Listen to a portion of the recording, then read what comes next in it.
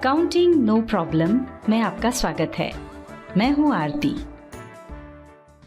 Tally की इस video series के आज के अध्याय में हम आपको बताएंगे कि टैली में जर्नल वाउचर क्या है और उसमें ट्रांजैक्शन कैसे रिकॉर्ड करते हैं। दोस्तों, टैली का नया वर्जन आ गया है, इसलिए हम इस वीडियो के बाद tally.arp9 पर वीडियो बनाना बंद करके उसकी जगह टैली के नए वर्जन टैली प्राइम पर वीडियो बनाना शुरू करेंगे। यहाँ हम आपको दो महत्वपूर्ण बात बता दें। पहली तो ये कि टैली का नया वर्जन आने से आपने अभी तक जो भी सीखा है उसमें से कुछ भी बेकार नहीं जाएगा। नए वर्जन में टैली को काम करने की दृष्टि से और सरल बना दिया गया है। और दूसरी बात, जो लोग अभी टैली ARP9 पर काम कर रहे हैं वो भी चलता रहेगा जब तक कि आप उसे अपग्रेड नहीं कर लेते। इसके पहले वाले वीडियो में आपने क्रेडिट नोट वाउचर क्या है और उसमें सेल्स रिटर्न के ट्रांजैक्शन कैसे रिकॉर्ड करते हैं ये जाना, और आज आप जानेंगे जर्नल वाउचर के बारे में। यहाँ आपको एक कंफ्यूजन हो सकता है जिसे हम पहले ही दूर कर देते हैं।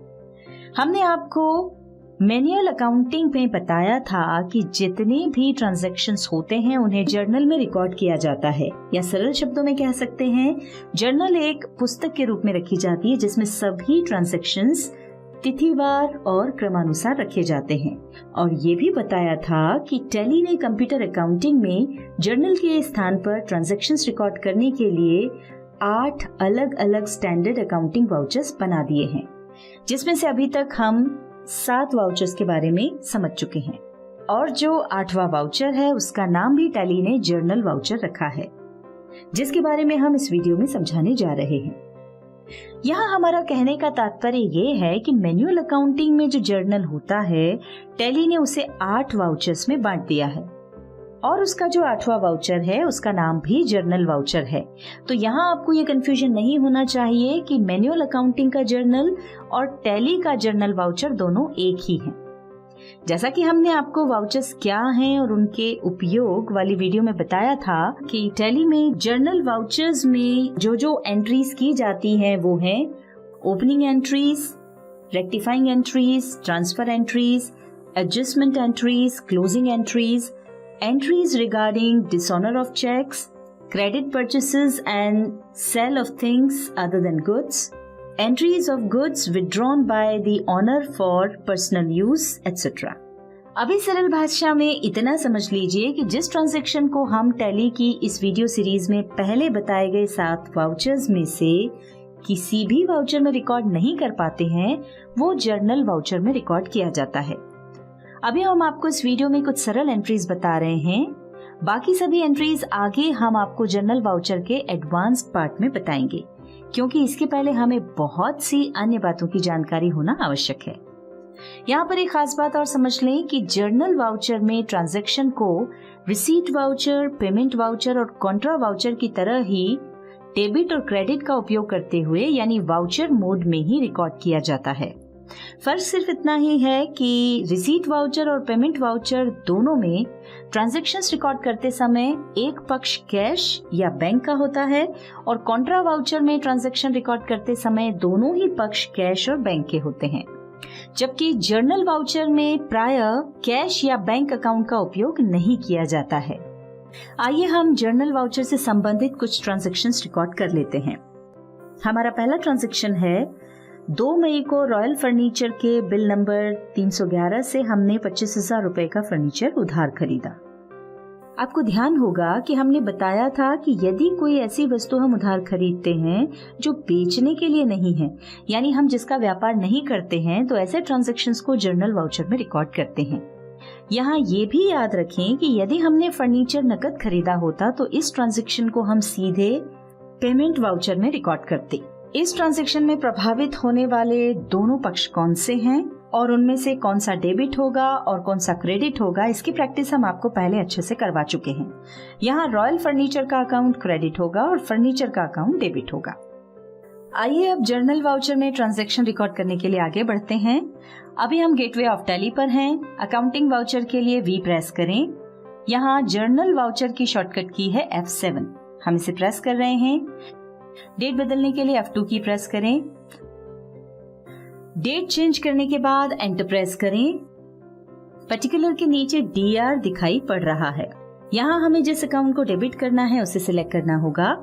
हम फर्नीचर अकाउंट सिलेक्ट कर रहे हैं। इसके बाद यहाँ पर अमाउंट डालें। एंटर प्रेस करते हुए हम CR पर आ गए हैं। यहाँ हमें CR ही चाहिए, इसलिए एंटर प्रेस करके आगे बढ़ें। यहाँ हमें जिस अकाउंट को क्रेडिट करना है उसे सिलेक्ट करें। चूंकि रॉयल फर्नीचर का लेजर बना हुआ नहीं है तो बना लेते हैं। ध्यान रखें इसका लेजर सन्ड्री क्रेडिटर्स ग्रुप में बनेगा, क्योंकि ये भी हमारी देनदारी है।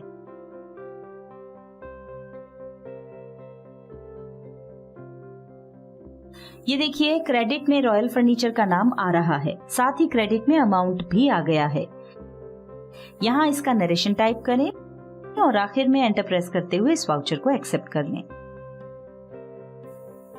आइए अब दूसरा ट्रांजैक्शन देख लेते हैं। हमें अशोक ट्रेडर्स से कमीशन का 5,000 रुपए का ICICI बैंक का जो चेक जिसका नंबर 55555 था, 1 मई को प्राप्त हुआ था, जिसे हमने स्टेट बैंक ऑफ इंडिया में जमा किया था। वो चेक 31 मई को बैंक से डिसऑनर होकर यानी बाउंस होकर वापस आ गया। इस ट्रांजैक्शन को ध्यान से देखें। इस तरह का ट्रांजैक्शन ना तो पेमेंट है, ना रिसीट है, ना परचेज है और ना ही सेल। और जैसा कि हमने आपको बताया था कि जो ट्रांजैक्शन किसी वाउचर में रिकॉर्ड नहीं होता है उसे जर्नल में रिकॉर्ड करते हैं। तो सबसे पहले F2 की प्रेस करके तारीख बदल लें। ध्यान दें, हमें जब चेक प्राप्त हुआ था तब हमने सीधे कमीशन अकाउंट को क्रेडिट करके बैंक अकाउंट को डेबिट कर दिया था, पर यहाँ हम कमीशन अकाउंट को डेबिट ना करते हुए सीधे उस पार्टी के अकाउंट को डेबिट करेंगे जिसने हमें चेक दिया था, क्योंकि हम कमीशन वापस नहीं कर रहे हैं, कमीशन तो हमें लेना ही है। हाँ, अब हमें ये अमाउंट उस पार्टी से लेना है, इसलिए यहाँ हम उस पार्टी को डेबिट कर रहे हैं। अब आगे देखते हैं, जब हमें चेक प्राप्त हुआ था तो हमने उसे बैंक में जमा किया था और ट्रांजैक्शन रिकॉर्ड करते समय बैंक के अकाउंट को डेबिट किया था, और अब बैंक ने हमें वो चेक वापस दे दिया है तो हमें बैंक अकाउंट को क्रेडिट करना होगा। यानी ये ट्रांजैक्शन इस तरह से रिकॉर्ड होना है।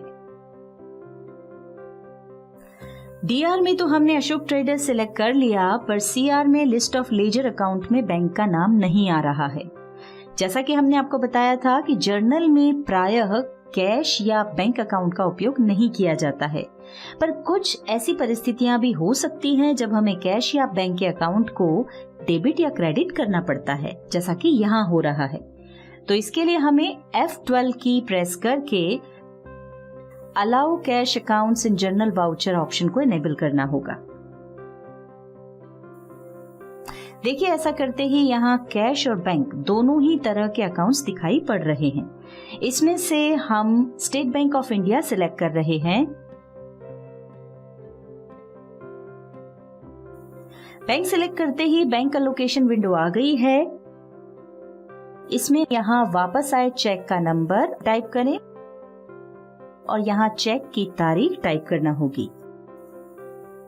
आखिर में नरेशन टाइप करके इस वाउचर को एक्सेप्ट कर लें। चलिए आपको जर्नल में रिकॉर्ड होने वाले कुछ ट्रांजैक्शंस और बता देते हैं। मान लीजिए हमारा व्यापार कपड़े का है और हमने अपने शोरूम का पुराना फर्नीचर शरद यादव को उधार बेचा। इस ट्रांजैक्शन को कैसे रिकॉर्ड करेंगे देखते हैं।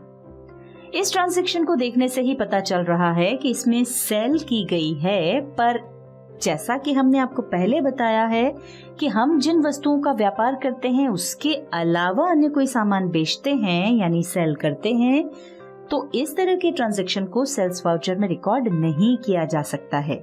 उसकी जगह पर यदि हम इस तरह का कोई सामान नकद बेचते हैं तो उसे डायरेक्ट रिसीट वाउचर में रिकॉर्ड किया जाता है, और यदि उधार बेचते हैं तो इसे हमें जर्नल वाउचर में ही रिकॉर्ड करना होगा। तो इस ट्रांजैक्शन को इस तरह से रिकॉर्ड करना होगा।